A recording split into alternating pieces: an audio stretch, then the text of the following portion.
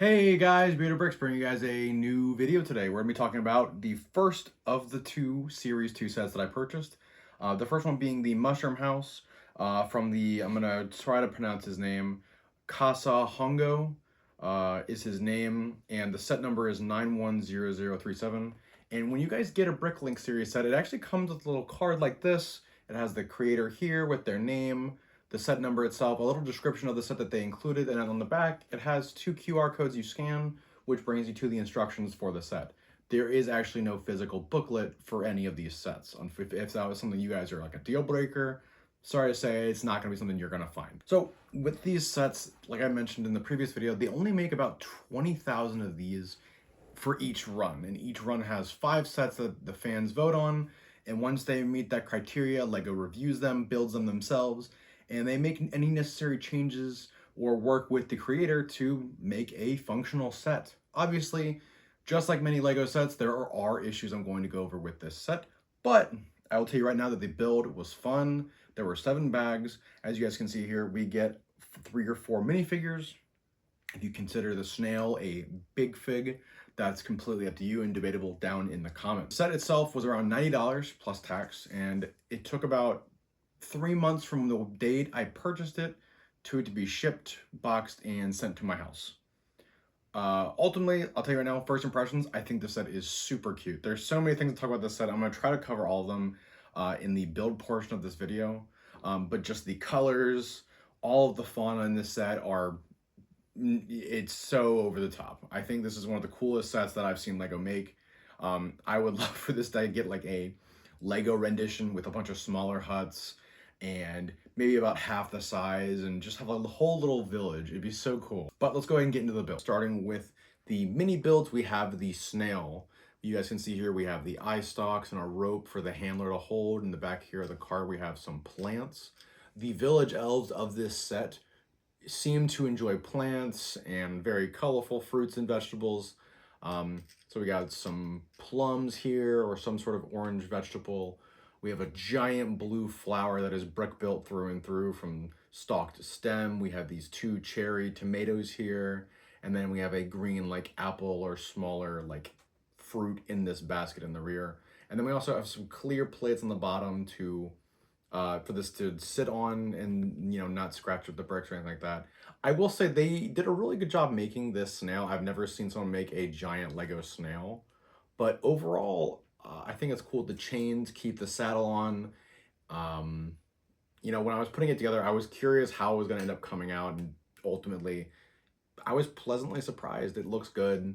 The excellent use of pieces for the saddle in particular blew me up. The next build of this set is actually a little wheelbarrow. It has the stone wheel that it was very iconic from like the Flintstones is what I would relate it to.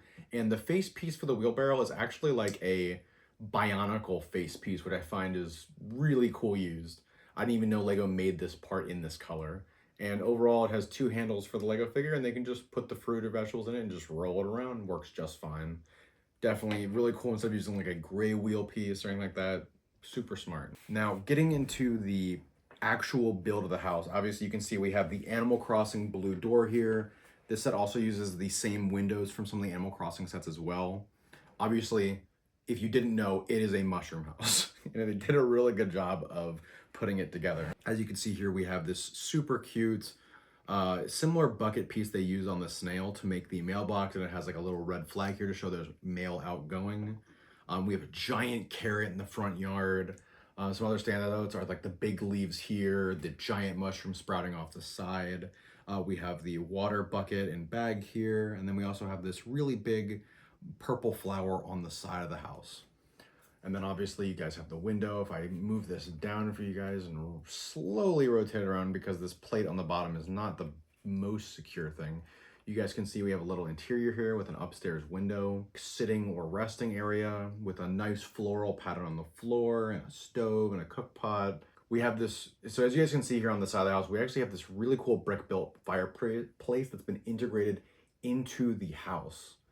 And I will say it's really nice how it's just kind of like, it looks natural, and not many LEGO designs can really emulate that in a build that's not a mock or something custom someone makes on like Rebrickable. So I really appreciate being able to get something like this from an official LEGO capacity, sort of. The figures of this set are great, but I'm gonna start with one bad thing and then get into the good stuff.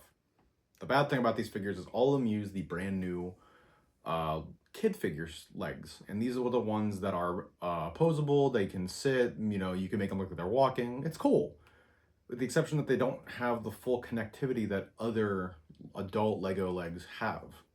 And being one of the selling points of the set is that they can ride on the snail. The issue with that is that when you try to make them sit on stuff, they fall off. They, again, just have really poor connection. It's like putting a one stud connection on something on most Lego sets, and it just doesn't work. And so it's kind of frustrating having to want to put this on there, and they have to hold on, and in most cases you just make them stand anyway. So just kind of frustrating. This figure does have the generic Lego head, which is yellow. She's holding a coin, or he's holding a coin. And we have the double-sided face. So pretty cool. We get the tunic here. Just looks really good. Genuinely is a good figure, minus the legs. The second figure we have here is like the caretaker of the house. We have this orange hairpiece, and this one actually only has one facial expression. But very much more like a Christmas elf is what I would compare it to in style of the shirt, as well as like what they are generally look like or what they would fit in other sets. And they do also use these small legs as well. The last figure is more of like a groundskeeper or like a traveler. You can see they have a little backpack here which can fit actually one of the bulbs for this set, can actually just fit right in the back as they're walking around or doing whatever activities you want them to do. And they also have a flower staff, which could alternately be for a druid in one of your D&D sets. So this set and all the figures can be used for D&D if you so choose. I also chose to give them a watering can so they can help with the grounds and help things grow. And they have a brown hairpiece, and they actually have two facial expressions, which is cool. It's just kind of weird that the other one doesn't, but it is what it is. Definitely cool figures. It's good to get some customization and in the classic yellow head pieces through and through. Alright guys, so jumping into my final thoughts, this is what the set would look like when you are fully finished with the set and you have it ready to be displayed or put on a shelf or in your room, office, wherever it is. And overall, it looks great. But my biggest takeaway from this set, and potentially other Bricklink series sets that are novel like this one, is the 1x1 tiles and all of the decorative pieces of the set really don't stay on too well. I love this set. I love the design. I love the way everything looks when it's finished and no one is moving anything and it's all there.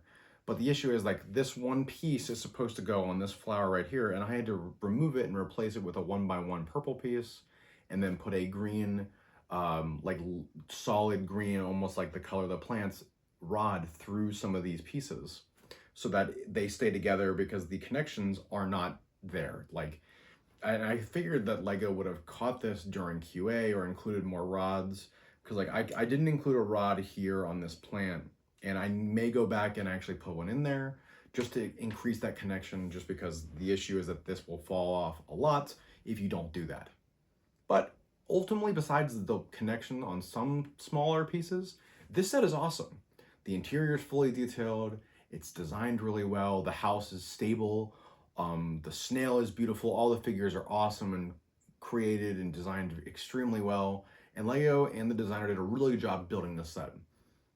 Unfortunately, if you want to get this set for yourself, you can't buy it anymore unless you want to buy it for overpriced amounts of money on Bricklink. The only way to get it now is to either part the set out itself, which you can do with all Bricklinks or with all the Bricklink designer program sets. You can just, import the instructions or part them out and order all the pieces separately. And you might actually get it for cheaper depending on how the going rate on those parts are.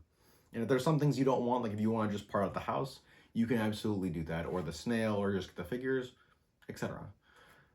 There are options for you to get this set. I would recommend it if you guys want to get in on these sets in the future. To when they release, go to the Bricklink series program website. You can just Google it, it'll take you there. I believe the next one they're voting on is 4 or 5.